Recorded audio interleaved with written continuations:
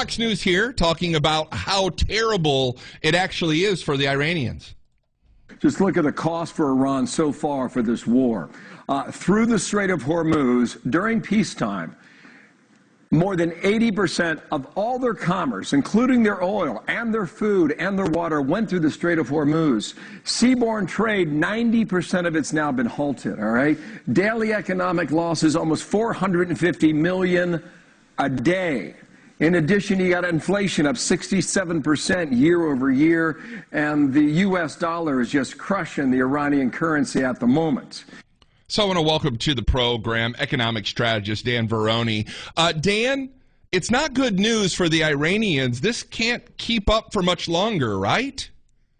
I don't know how it could keep up for much longer.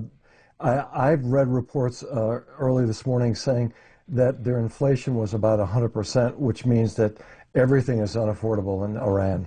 Well, yes, and that was just Fox News saying 67%, which is still high. The crazy thing is $1 for 18 million rials. That's a bad news. Yep. It's incredibly bad news. And I think the president's strategy is to impose as much economic pain as he can in order to get the Iranians back to the negotiations and the bargaining table. They have resisted thus far, but with the Straits of Hormuz closed and no commerce exiting that country, they're going to have a hard time bringing in any revenue at all. And let's talk about what's currently taking place today. The UAE just left OPEC, and oil is down currently almost 5%. That is going to destroy what's left of Iran, correct? Well, I will tell you, I'm looking at it on a much grander scale than that. So from my perspective, the fact that they left OPEC Plus is meaningful. The UAE is looking to take its own place in the world market. It's looking to increase its economy. Part of that is to increase the oil flow outside of its country. If they increase supply, what that will do globally, that will help reduce prices somewhat. I think that's very good news. Well, and like you said, they built this. I was reading an article the other day. The UAE built this whole infrastructure out to actually produce more oil, and OPEC's like, nope. These are the barrels we can do. You're under this constraint. You're not going to do it. So this just opens up a flood of money to UAE, correct? It does, but what it does is it increases oil flow. So right now, globally, the supply-demand imbalance is not what it needs to be. There is a shortage of supply. So here in the United States, we've got strong supply of gasoline and liquefied natural gas, so much so that we're exporting it to other countries. But 20% of the world's oil supply comes out of the Strait of Hormuz. And that limited supply is what's raising prices right now. Yeah, and consumers are seeing that at the pump here in DFW, $3.99. I had some folks in Indiana, the Midwest, that are paying upwards of $4.50, $4.75 a gallon. That's going to start getting painful here, correct? It is painful now, but here's the other side of it that we should discuss really quickly, and that is we're looking at the pain at the pump. The pain at the pump is very real for all of us. Yes. But there's another pain, and that comes from higher diesel prices. Yeah. Diesel is utilized to transport food from farm to table, as it were, to the food stores, and then to us. The price of diesel is now $5.40. Those prices are being passed on in the food stores, and we're seeing higher food prices. So in sum, what we're seeing in our economy with these higher prices is an energy price shock.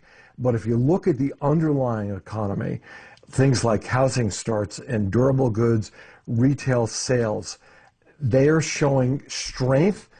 For the time being, the consumer is still carrying the economy. I can't say for how much longer if these high prices for gasoline and diesel stay in place. Well, you almost beat me to my next question, because the million-dollar question is, how long can the American consumer foot this bill until it's no longer capable? You know, so I saw that savings rates this morning, I checked my data 3 or 4 times a day, the savings rates were down, climbing to 4% month over month. And what that says to me is that people are dipping into their savings. to pay for gasoline, to pay for food, and other goods. So that's the struggle and the challenge right now. And I'm confident the administration is aware of that. They know there's a clock ticking, and the Iranians know there's a clock ticking for them. I believe the Iranians are playing for time as much as we're playing for time. So we'll see who blinks first. My sense is the president is hoping the Iranians blink first with his maximum pressure campaign. Well, you hit on something, too, that I've talked about for a long time, and I call it the debt bomb between student loans, credit card debt, of people bridging debt to get along, to pay for things, to using their savings. That's going to hurt the economy, which Trump needs here in November. He absolutely needs that. So remember, we are a consumer-driven economy. We're 70% consumer-driven economy. And without consumers out buying things, from gasoline to food to clothes to dishwashers and so on, the economy is not going to be strong. Now, we did see 2% economic growth in the first quarter, which was a pleasant surprise. But I will tell you that coming into this year, I was predicting annually a 4% growth. I'm pleased we did 2%. We're still behind where I thought we would be, but I think consumers need to get back in the game. They will get back in the game when energy prices come down. Energy flows through the entire U.S. economy. I am confident, though, that when the conflict ends, energy prices will come down, things will get more affordable, and the economy will continue to improve. Well, Dan Varroney, we're out of time. How can the listeners find you? Well, they can find me at danielvarroney.com. They can find my new book, Rethinking Economic Growth, at Amazon.com. I absolutely encourage your small businesses to buy this book. There's a roadmap in there for things they can do to make things better for their companies. Certainly appreciate it. Thank you so much.